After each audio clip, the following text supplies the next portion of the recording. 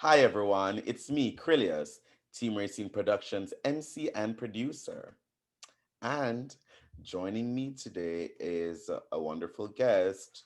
We have Dorothy Douglas, who is running for State Board of Education. Welcome, Dorothy, to Team Racing YouTube Live. Hello, Dorothy. Hello, how are you, dear? I am doing well. I am doing well. And yourself? Oh, I'm blessed and highly favored. Awesome, awesome. Great to hear that. Now, give me a little bit about your background and why you have decided to run for State Board of Education. First of all, I'm 72, and thank glory to God to that. Well, I'm I'm native Washingtonian, was born and raised there, went to DC public schools, um, and I've always started with my mother couldn't read or write, and so she believed in education, and so that's where my foundation was laid with her. Um, um, so she said, get involved with the community, and so I've always been involved in education and involved in youth, and also caring and being passionate about what I'm doing because she said once you're involved in something, you should be passionate and caring. First of all, because so many kids are falling through the cracks and keep failing and failing. And DC is the number one city right now that has our kids are at the on the number one survey poll as the worst that have lost the failing in our education system. And so I'm just from old school. When you do your ABCs and have those foundations laid out for our kids, they can be successful and do as they choose to be.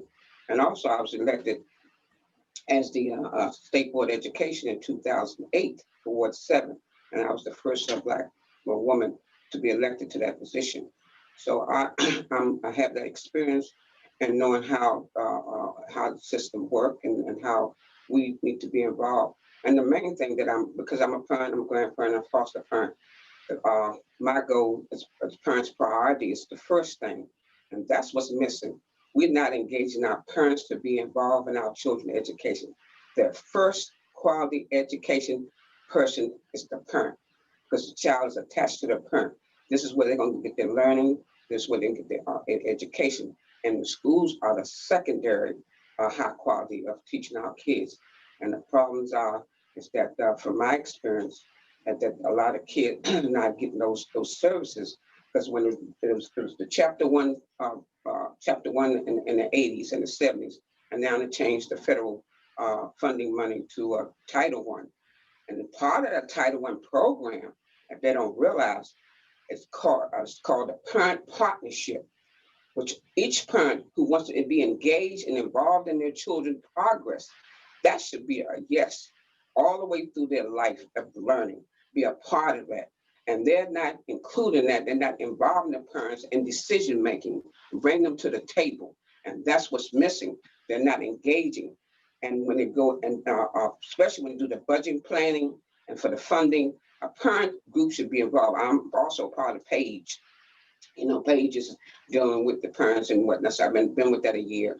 And also I'm working with the GMM production. These are kids that are returning from incarcerated, which making sure that they're being involved, turning their lives around and give them the skills to be successful. And I've been with that since 2013. And the reason why I was part of that, because my grandson was part of it. So I became a part of it and stayed with that. And they didn't want me to leave. And also being a PTA president of Columbia Heights Education Campus, which my granddaughter, when they started taking away the neighborhood schools, she had to go 5 miles a day up to 16th Street to be educated. And this is what's missing. You got overcrowdedness. They say it was overcrowdedness. It's the reason why the kids were moved to those schools uptown and the lot and using the DC lottery.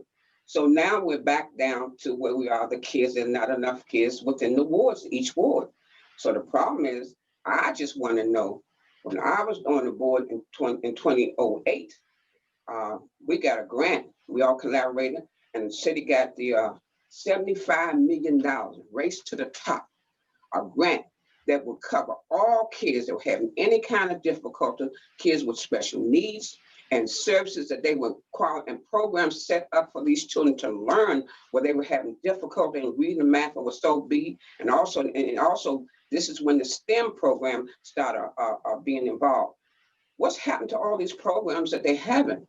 The money is just being misappropriated and not being allowed what it should be. This is why we're having so many difficulties and our kids are failing as far as the gap. This is where the gap, and then they're testing our children. Don't test just one group of kids that have low income. You have to test all our children citywide. And another thing, when you send our kids to school, you can't send them there hungry. If they're not fed properly, they will not learn. And it goes back to square one, parents' priority. Now you have a lot of males that are actually now, but just home distance or home with their kids learning. Each child learn on a different level. You got from K, then you got the first grade, and you got the second grade. You got 5 different kids home at school. How can you teach that? Where's the materials? Where's the resources? Where's the teachers? You gonna have one teacher teaching all those different courses and grades for our kids to be successful? They're having problems right now. My grandbaby's in the 12th grade. They're not getting the tools that they need to work with. The problem is the city and the mayor, they're not coming together. They don't know. Then you got this COVID-19. We don't even know we're gonna be back in the norm because of this. So It tell has me about affected. that. Tell me about that. Give me because I think that that would be a very important piece, especially for someone running for State Board of Education, considering the fact that when it comes to education and schools right now within the pandemic, going back to school, doing school online, all of Mhm. that. Tell me about your perspective on education within this pandemic and what your role as State Board of Education would do to adapt to these changes or to make it better, for students in the district as it relates to the pandemic. We can't say we're gonna make it better because it just started. It's just like you moving a new house. You still have to learn. You're making an adjustment. Right now, they don't have anything in place to work with the safety. This is supposed to be the safety of our kids while they're in school and while they're at home, to make sure they're healthy, safe, and protecting our kids and making sure all those educational tools that they need to be successful. But the pandemic was just like a big ball that hit everybody, unexpected. We weren't prepared for this. Our kids are not prepared for this. So we need to make sure that we have all those safe nets in place for our kids to be successful. Not What only that, kind we what have, kind of safety nets? What kind of safety nets? well, first of all, we need to have the DC disease control agencies part of it. In other words, you have to work together. I cannot do this by myself. You have to have the local education agencies are part of that, and you must have the health and disease control programs involved with this, because you must be able to protect our kids from all this safety that's going on. You have to protect them from harm and any kind of bacteria, any kind of disease, and especially the COVID-19, because you're tested when you come to make sure that you don't have any infection that cause another child to be sick, and the same for anything else. So all those things, when you're home, everything have to be, I call, clean now and sanitized. You have to sanitize the schools. You have to sanitize the children. And that's why we were in masks, to protect our kids. Well, Because question. Considering the fact that schools right now are online, I guess the goal would be to try to get everything better so that by the next school year that students would be back in classrooms again. well, I don't agree that they're going to be right back to class right there again, because it just don't happen just like that. I'm going to be honest with you. It's unpredictable. We can't say that because it just started. They learned about this in January when it really came into place in March. So look how long it's taken. And you can't ride the subway. I don't want my child or my grandkids to be exposed to others. You're still being subjected to these germs that are floating in the air. If you don't have the right protection and something to protect those kids while they're in place, whether they're home or distance or even virtual, that's going to be a really a hardship for the parents to learn. The main thing, make sure that they have all their shots. Their shots to be enrolled in school and even at home. And that's another issue. And then now with this new testing that they're trying to do, not alone, because I have at least 3 of my grandkids are asthmatics, so they have to take the that shot, the flu shot. So on top of that, so you really put it's really each child is different health wise. So you make sure as the doctors, which you have that authority to find and make sure they have the asthma medicine they need to keep them healthy. But we're What? beyond that. We have other things too. So all this have to come together. All the agency, RC have to All be a right. part of that, Tell which me have to make something, Dorothy. recommendations. Tell Um, me something. Tell me something. How can as we move forward, how can, viewers and or audience members, how can they support your campaign? How can they learn more about you, and how can they follow you and keep up with you and well, be able to vote for you November West 3rd? I just want to give glory to God and thank you for having the opportunity to speak because this is a love and a passion about me. It's not about a title, it's about serving our kids. And as a candidate, I'm a server, and that's what I'm here to make sure that I serve and make sure our kids get all the wraparound service that they're supposed to have, even in their house and also home, at school when they go back. So that's the main thing. They don't have all those things. And one thing I want to say too that I learned. Now, the free lunch that they get, how is that done? I made a suggestion. Why don't you have curbside luncheon where they can drop off our kids to be fed lunch, breakfast, and also a snack? That has not happened. I've suggested that to the mayor, and of course, I'm an ANC commissioner as well, and I suggested that.